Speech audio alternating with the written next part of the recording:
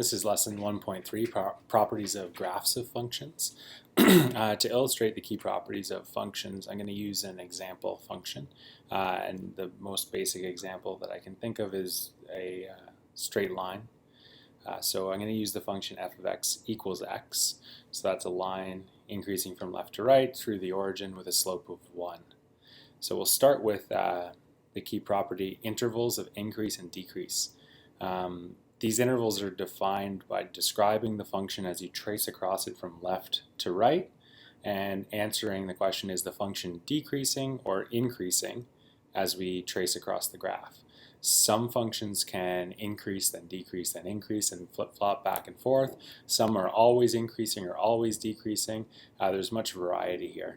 The easiest way to describe it is to look at the function, the picture of the function or the graph of the function, and go to the furthest spot on the left of the graph, so the large negative x values. So the furthest left on the graph is here, and the function exists down here. And then taking your pen and tracing across the function, and then describing what's happening. Is it going up or down? And by is the function going up, I mean is y increasing or decreasing? So as we trace, y is increasing, still increasing, and continues to increase to the origin, and it continues to increase through the origin all the way along. And since we're a straight line with a positive slope of 1, this graph is always increasing from left to right. So in terms of intervals of increase or decrease, there is one interval of increase, and it's the entire function. It's always increasing. Since we're always increasing, it means we're never decreasing. So we don't actually have an interval of decrease for this graph. The way we communicate intervals of increase or decrease are by using something called interval notation. So over here on the right, I'm going to describe quickly what interval notation is.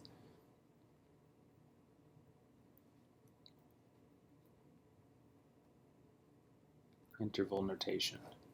Say we had a domain of, let's say for example, a domain of x greater than 0, less than or equal to 5. We could rewrite that in interval notation using, it's structured like the coordinates of a point, and the first part is the left side, or the furthest left, and the right part is the furthest right value. So 0 and 5 would be like the coordinates in a point, and it uses brackets as well, two different types of brackets. A round bracket, if the endpoint is not included, which means that we're just less than or greater than, not equal to.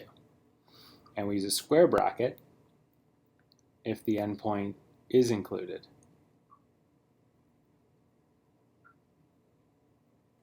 So less than and equal to, or greater than or equal to. So round bracket if it's not equal to, so the 0 not equal to. Square bracket if it is equal to, so 5. To write interval notation, we start from the left, 0, and we go to 5. So we have 0, 5. And then since it's less than and not equal to, we use a round bracket. And since it's since it was greater than but not equal to, we use a round bracket. And since this is less than and equal to 5, we use a square bracket, because we include 5, but we don't include 0 in our interval. Now this interval has nothing to do with this graph. It's just an example to illustrate how to write a range or a domain in interval notation. So how do we write an interval notation for a graph that is always increasing? Well, f of x is always increasing.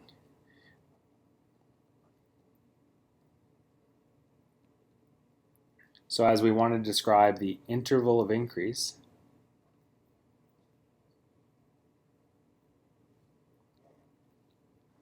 we need to find a way to express always increasing.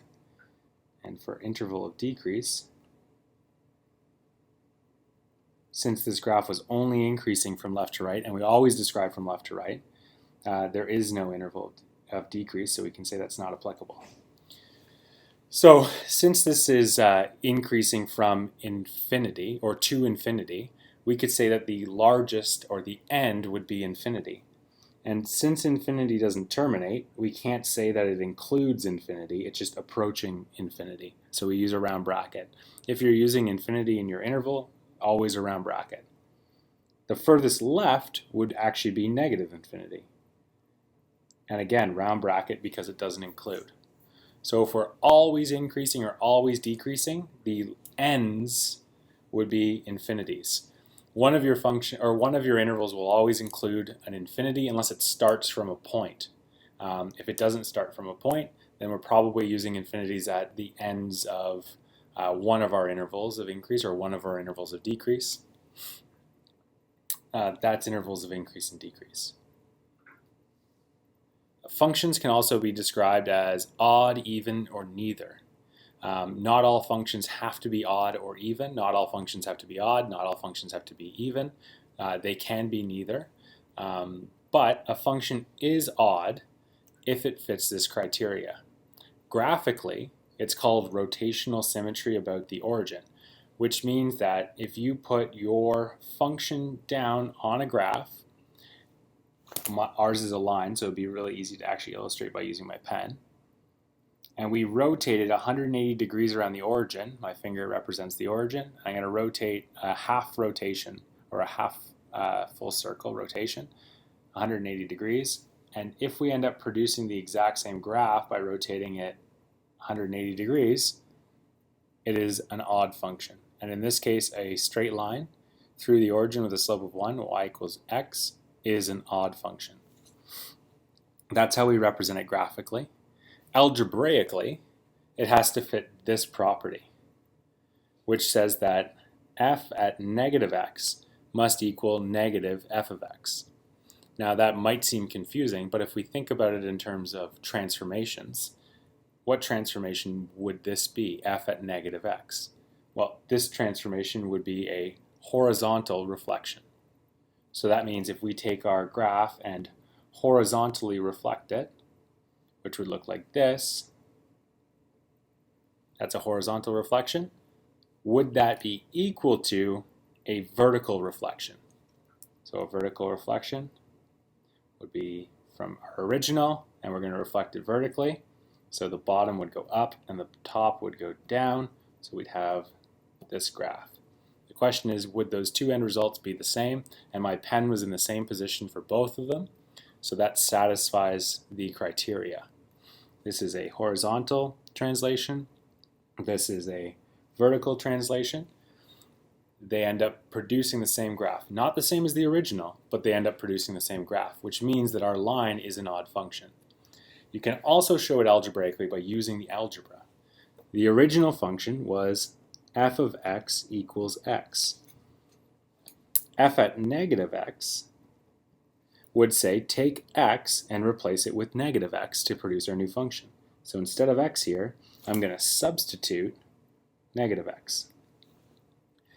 For it to be an odd function, it has to be this, f at negative x has to be the same as negative f of x, which means I take my original function f of x and multiply it by negative 1. So my original function f of x is x, and I want to multiply that by negative 1, so we're going to put a negative sign in front. And the question is, are these two things the same? Well, if we rewrite f at negative x, we can remove the bracket. Since there's no number multiplying in front of that bracket, we can rewrite that as negative x. So here we have the exact same function. Negative f of x equals f at negative x. Therefore, f of x is odd. A function is said to be even if it's symmetrical about the y-axis, or algebraically, it needs to satisfy this property.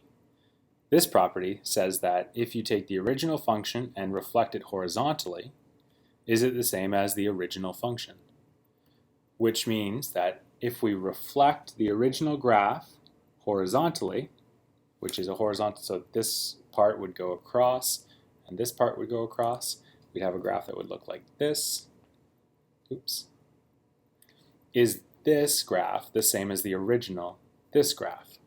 And for our function f of x equals x, the answer would be no. F of x does not equal f at negative x. And we can prove that algebraically. Our original function is f of x. If we take the original function and replace x with negative x, we would have f at negative x equals negative x. And we simplified it just like we did in the top one. And you can see that f at negative x, this one, is not the same as f at x, this one. F at negative x does not equal f at x. Therefore, f of x is not even. F of x is odd, but f of x is not even. If you were asked a question, is a function odd, even, or neither, in an evaluation setting, it would specify how to answer that question. It could say use graphs to justify, or it could say justify algebraically. If it says justify algebraically, I would expect a solution that looks similar to this. If it says to justify graphically, I would expect you to describe the transformations. So I'd expect you to describe that a horizontal translation is or isn't the same as a vertical translation for our graph. Similarly, for an even function, I would ask you to show that a horizontal reflection is or isn't the same as the original function. So describing rotational symmetry for odd and even symmetry, or line symmetry or symmetry around the y-axis for an even function. And we're going to spend a little bit more time in class looking at odd and even functions, both algebraic and graphically, tomorrow in class. The last few key properties are continuity and behaviors, and then properties that we're familiar with like x-intercepts, y-intercepts, domain, and range. But continuity is, it's basically a yes or no question. It's saying that is a function continuous across its entire domain. And the easiest way to answer that is to look to see if it's discontinuous. Discontinuous means that are there any holes or breaks over the domain? So that means as you trace from left to right, are there any gaps in the graph? And if we go back and look at our original function, there are no gaps, there are no breaks, there's no vertical asymptotes that we are jumping across. There's no holes in the graph. It's straight from left to right. There's no breaks in that graph. So f at x equals x is definitely continuous. When we're looking for examples of discontinuous graphs, the f of x equals 1 over x is discontinuous because it has that vertical asymptote through the middle. And you'll see an example of that later, I guess tomorrow.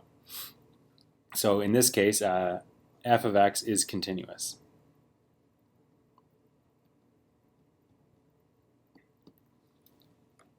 For end behaviors, we're describing what's happening at the very ends of the graph.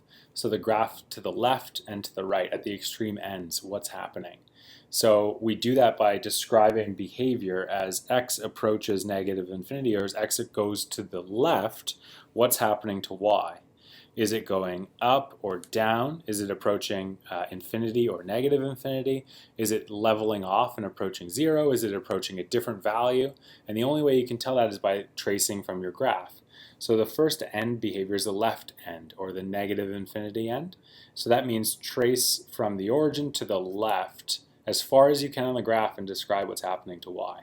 So to illustrate that, I'll go back to my graph, start at the origin, and I'm going to trace to the left, or go towards the end, the left side, negative infinity, as described by the x's. What's happening to y?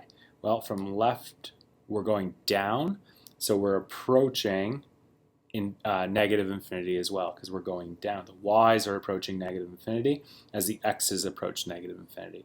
That's this quadrant of the graph. Negative for x, negative for y, negative infinity for both. So our end behavior on the left side, as x approaches negative infinity, y also approaches negative infinity. On the right side, as x approaches positive infinity, or just infinity, that would be the x's getting very, very positive. What's happening to the y's? Well, the y's are going up as well, and you can tell by starting at the origin and tracing all the way to the right what's happening at the very end up here. Well, the graph's going up and to the right, which means that we're approaching infinity for x and infinity for y. So our end behavior on the right side is that as x approaches positive infinity, y is approaching infinity as well. Other key properties for our f of x function, the x and y intercept. X-intercept is 0, 0, because it crosses the graph through the origin. The y-intercept is also 0, 0, because it crosses through the origin. The domain is that x belongs to real. There are no breaks across the domain. The range is that f of x belongs to real. There are no breaks along the range either. This example hopefully illustrated each of the properties, intervals of increase or decrease, odd and even functions, continuity, end behaviors, and x, y intercepts, domain and range. What I'm going to ask is tonight there are 3 additional graphs. G of x, h of x, and k of x. These are 3 parent functions that we explored in grade 11. What I'm going to ask you to do is to sketch the graph of each and try coming up with these same key properties: domain, range, intervals of increase, decrease. Location of discontinuities is one that we didn't really talk much about, but where are the asymptotes, if any, or where are the holes, if any? Zeros, y-intercept symmetry. Is there line or point symmetry? Is there, even or odd symmetry? Y-intercepts and end behaviors. So if you want to try these 3 examples tonight, you can check the solutions online, and then we'll discuss them tomorrow, and we'll do the next 3 in class tomorrow. The next 3 being the square root function, 2 to the exponent x, and sine x. We'll explore tomorrow in class. Okay, thank you.